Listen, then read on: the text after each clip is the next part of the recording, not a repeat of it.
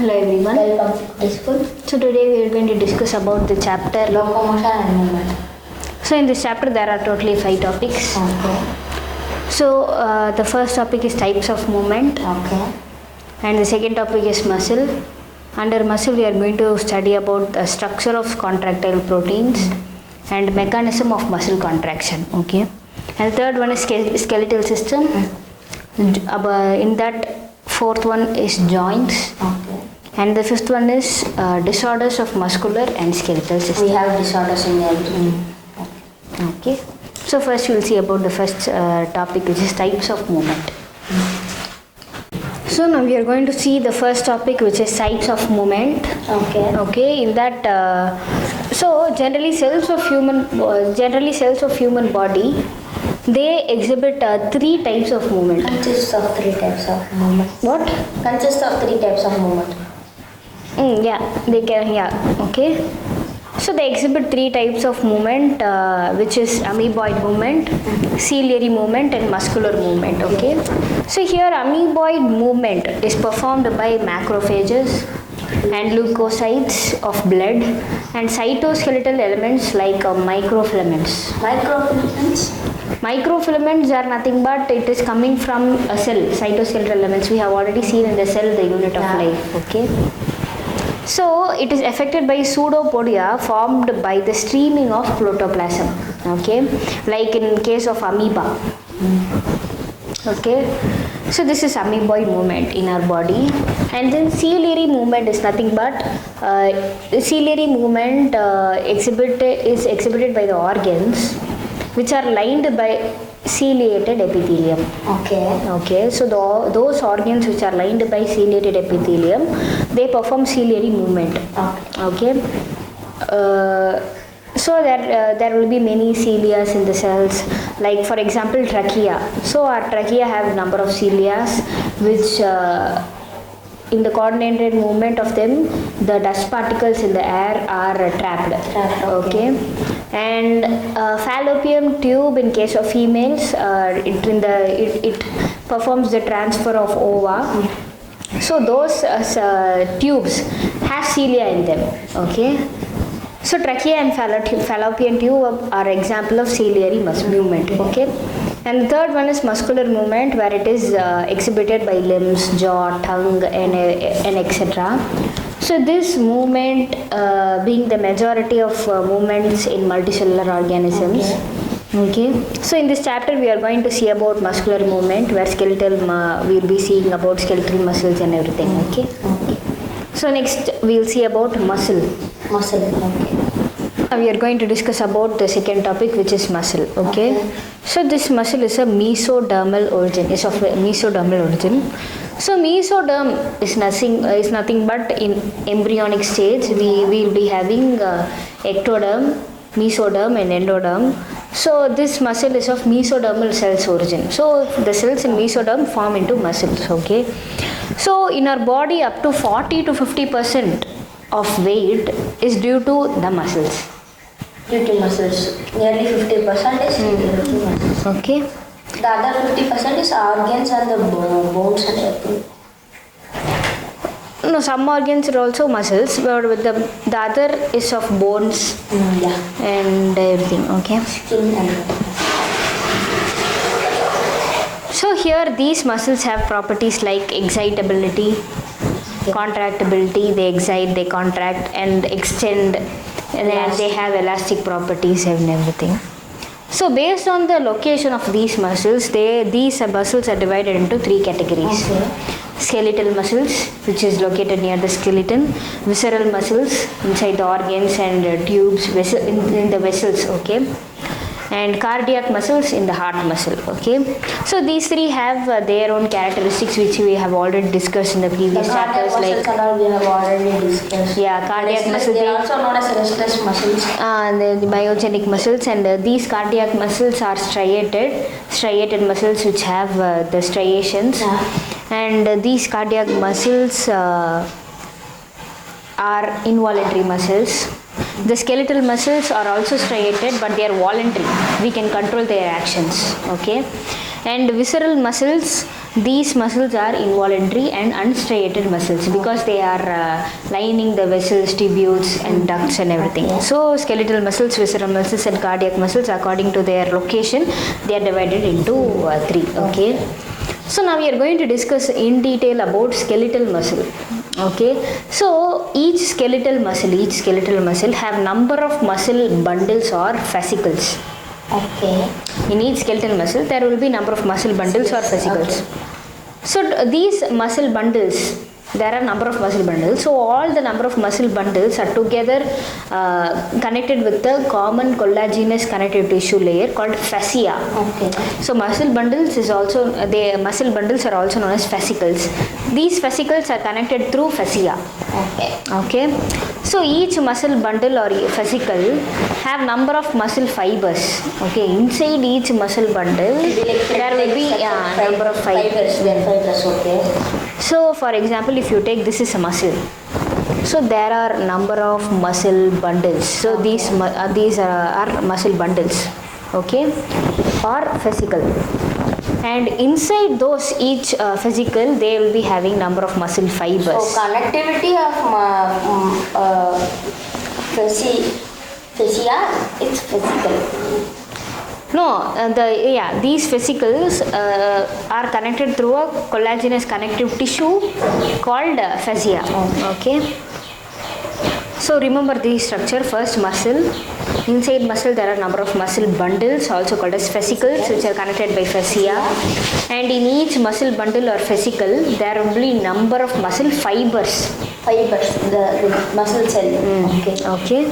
So we'll go in detail about muscle fiber, how it is contracting and relaxing this muscle fiber. Okay. Their characteristics and everything. Now we are going to discuss about some more about muscle tissue. Okay. Where we discussed previously we discussed about muscle fiber. Okay, which comes out from muscle bundles or fascicles. So here muscle fiber is lined by plasma membrane. Okay.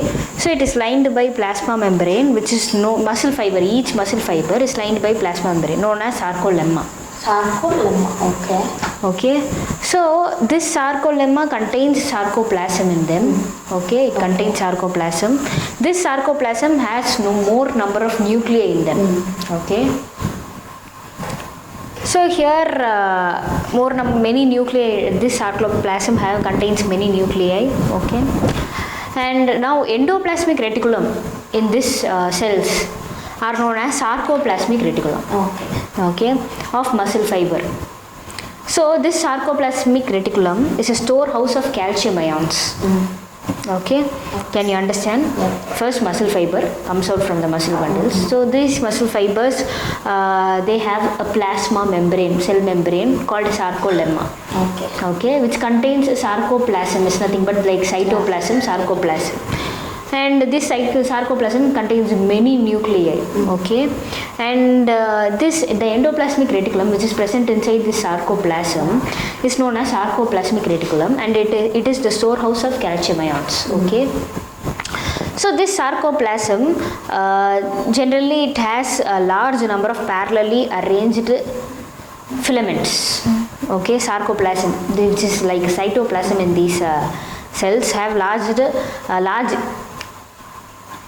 parallelly arranged filaments. Okay, which is known as myofilaments or myofibrils, which gives this striated appearance, this myofibril. Okay, each myofibril have alternate dark and light bands. Okay. So are you clear with the sequence? Okay. So where is myofibril present?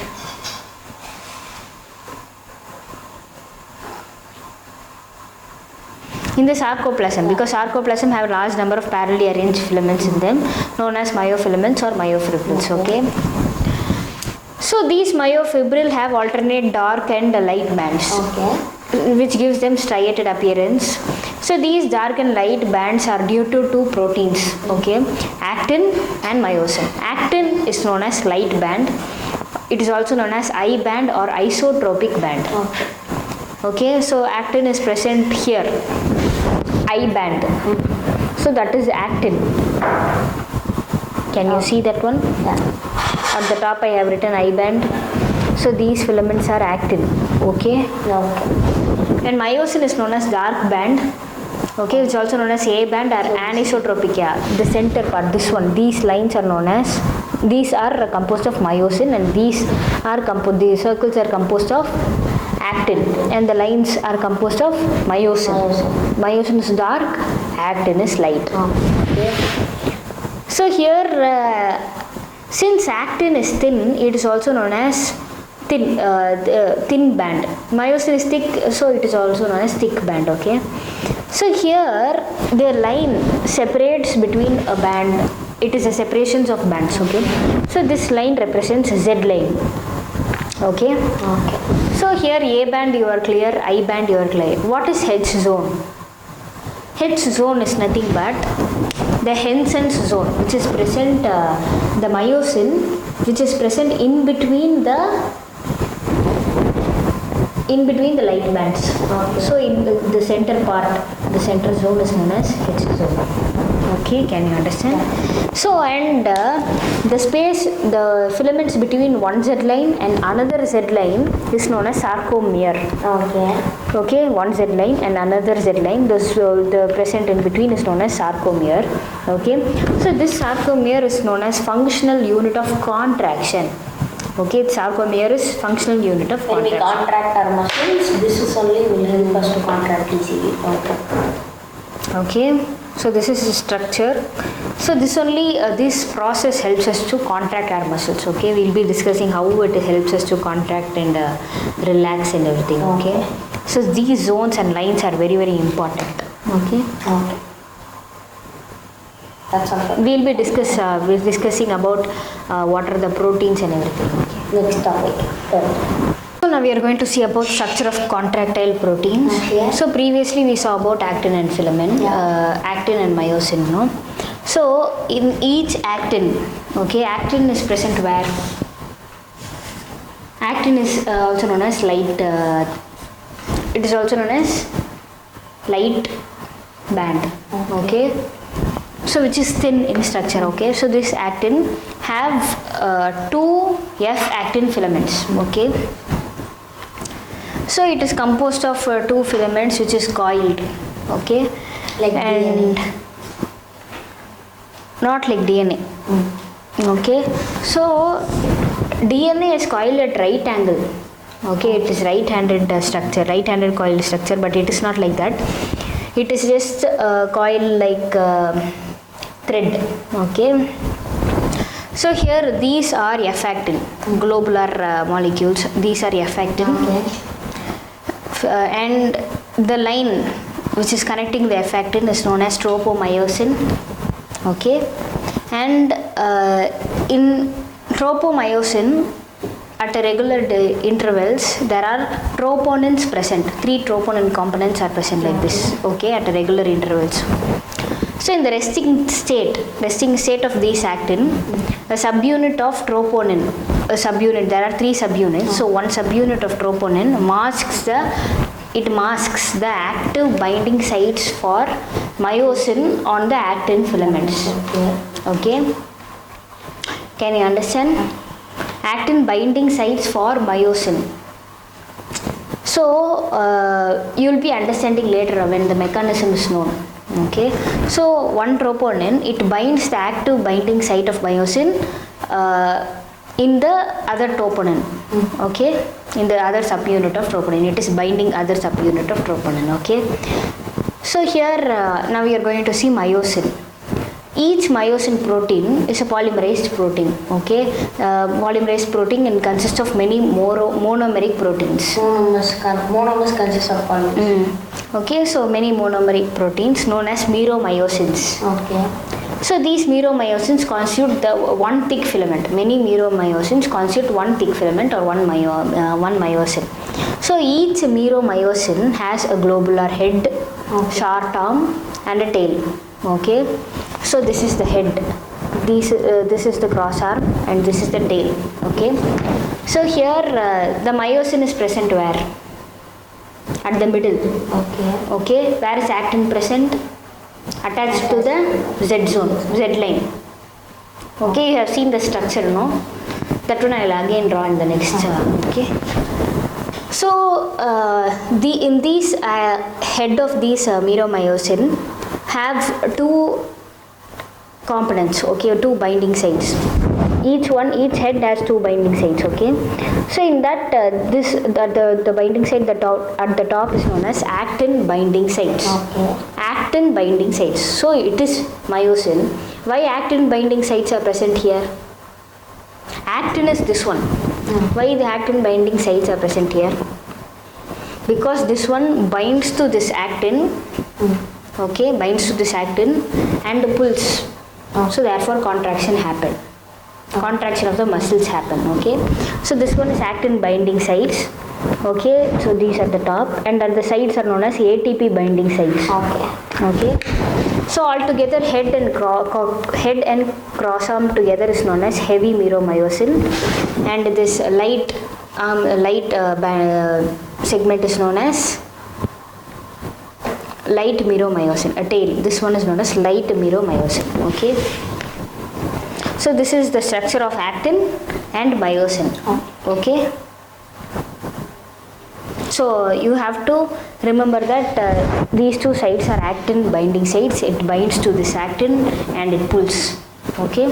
So these have a subunit of troponin masks the active binding sites. Okay. It masks the active binding sites for myosin at the relaxed state.